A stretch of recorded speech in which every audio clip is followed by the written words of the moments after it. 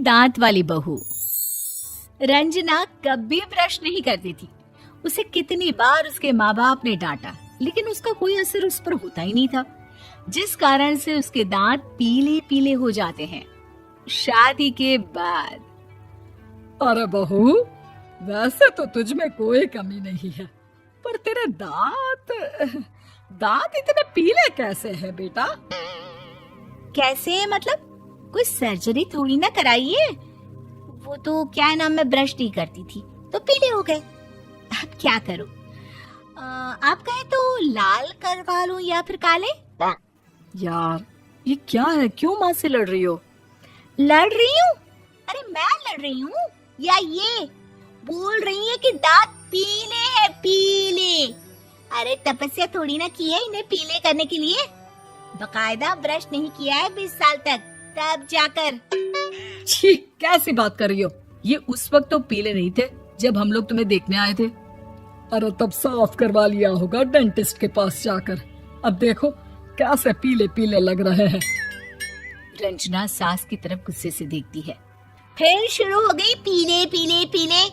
अरे पीले तो तब भी थे जब मेरे हाथ का रसगुल्ला उड़ा उड़ा कर खा रही थी और बोल रही थी, लड़की नहीं गुणों का खजाना दे रहे भाई साहब आप।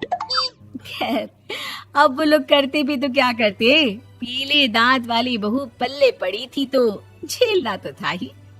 एक दिन कीर्तन में रंजना गाना गा रही थी। अरे कमला बहन, माँ का द्वार है, यहाँ तो सब शुद्ध होकर आते हैं, फिर अपनी बहू को ब्रश भी नहीं करवाती तुम। दूर से पीले पीले दांत भक्ति में बाधा उत्पन्न कर रहे हैं। अरे कोई 2 साल के बच्चे थोड़ी ना लेकर आई हूँ मैं बहू बनाकर। अच्छी खासी लड़की है, अरे कैसे करवाऊं ब्रश? ये तो उसे खुद करना चाहिए ना।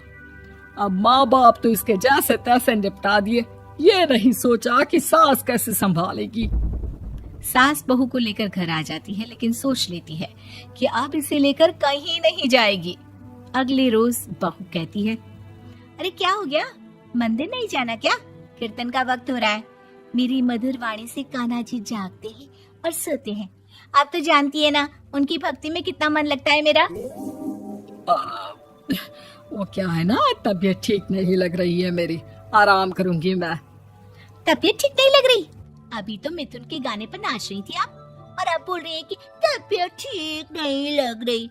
अरे भक्ति में मन लगा लो सासू माँ, ऊपर जाना है, क्या मुंह दिखाओगी आप? हाँ?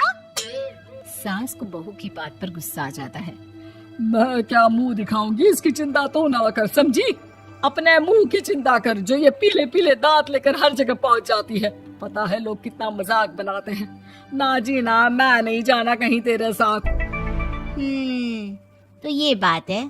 कोई ना, मत जाओ, मैं अपने कमरे में ही बैठकर भक्ति कर लूंगी। ऊपर वाला दांत थोड़ी ना देखता है, मन देखता है, भावना देखता है। और अरे बस बस, तू सब कुछ दिखा, बस ये सफेद चमकदार दांत ना दिखाना किसी को, है? जा यहाँ से। बहू को सास की बात का कोई फर्क नहीं पड़ता, वो तो जैसी थी वैसी ही रह जाती है। सुबह नहाकर किचन में खाना बनाना, फिर खाना खाना, कीर्तन भजन करना और सो जाना। एक दिन, माँ जी मैं सहेली के घर जा रही हूँ, शाम को लेट आऊंगी। हाँ हाँ तो जाना, मैंने कौन सा तेरी आरती करनी है घर पर बैठकर। रंजना सहेली के घर जाती है, जहाँ वो पार्टी में जाने की तैयारी कर रही होती है। अरे शिखा, कहाँ जाने की तैयारी कर रही है? मैं गलत वक्त पर आ गई क्या? अरे नहीं यार, उल्टा सही वक्त पर आई है। मैंने ये साड़ी और ज्वेलरी निकाली है यार, शाम को इनके ऑफिस की एक पार्टी में जाना है। बताना कैसा लग रहा है ये सब? नहीं यार, इस ड्रेस के साथ तो वो वाली ज्वेलरी अच्छी लगेगी। हाँ हाँ सही बोल रही है, मैंने ध्यान ही नहीं दिया। वैसे तो हमेशा से मस्त फैशन सेंस रखती है। तो बड़ा जाती होगी ना पति के साथ पार्टी में। रंजना कुछ नहीं बोलती, बस सोचती है कि यार काश ये बात सही हो जाती। पर मैं क्यों नहीं जाती पार्टी में? क्या इन लोगों की कोई पार्टी होती नहीं होगी? रंजना घर आती है और रात में पति से सवाल करती है, एक बात बताइए, आप मुझे किसी पार्टी में क्यों नहीं ले जाते? क्या आपकी यहाँ ऑफिस में पार्टी नहीं होती? पति बेचारा क्या कहता कि दांत पीले हैं तुम्हारे इसलिए।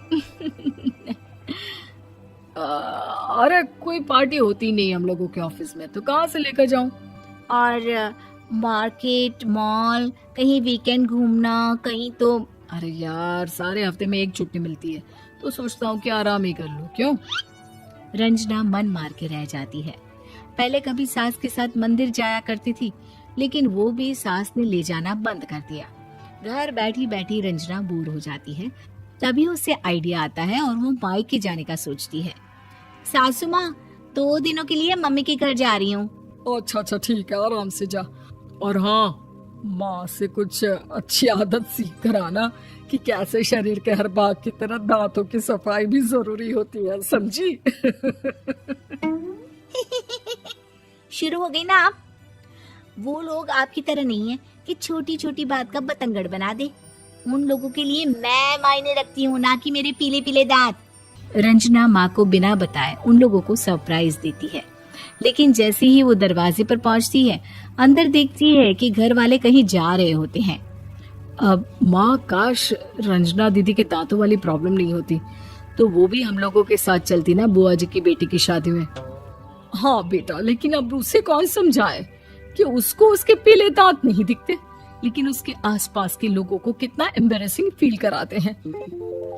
मुझे तो कितनी बार उसके स्कूल की टीचर ने शिकायत की कि उसके साथ कोई लड़की बैठना भी नहीं चाहती, और ना ही कॉलेज में कोई उससे बात करना चाहता था। लेकिन पता नहीं क्यों उसे ये बात समझ में ही नहीं आती। कोई कमी नहीं है उस लड़की में, बस यही कि दांत पीले हैं। वो तो भला हो जीजा जी और उनकी माँ का, जो दीदी को जैसी है वैसे ही रखा हुआ है। रंजना को अपने घर वालों की बात सुनकर बहुत दुख होता है।